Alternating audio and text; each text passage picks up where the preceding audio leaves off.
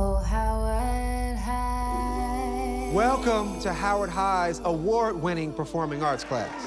Where school spirit is so high. There's a national competition coming up with a $250,000 grand prize. Howard High kind of started off as an idea Chris had. We both come from a musical background. We both love musicals. We love The Wiz, Hairspray. We always just talk about how one day we're going to do a musical.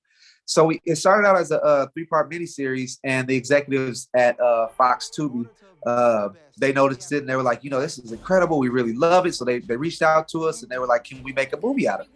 And we were like, sure, of course. So we did a movie, and it turned out really, really well.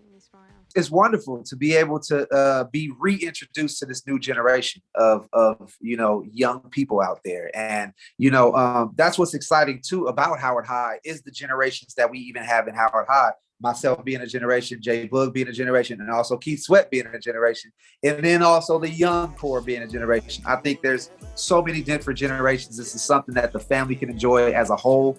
Howard High is just a real authentic story, and it's really packed with high energy.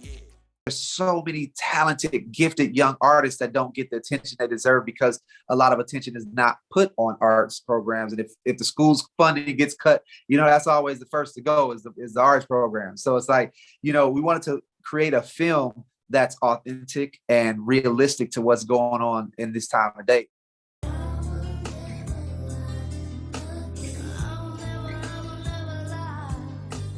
Musically, like, you just never know. It all kind of depends on how I feel about it, getting the guys together, because we are grown men now with individual lives. We best friends to this day.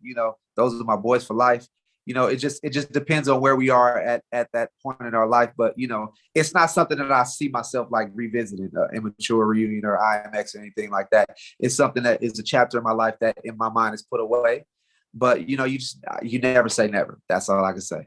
I feel appreciative because I feel like we were part of history. Like when you think about the boy groups that were before us, like New Edition, boy groups that I, grew up listening to. And, I love, everything that I'm a part of. I don't have any regrets on anything I've done in my career, whether it be Sister Sister, Immature, IMX, my solo career, whatever that is. Fans are always welcome and open to talk to me about anything. And I'm open to talk about it because that's where I come from.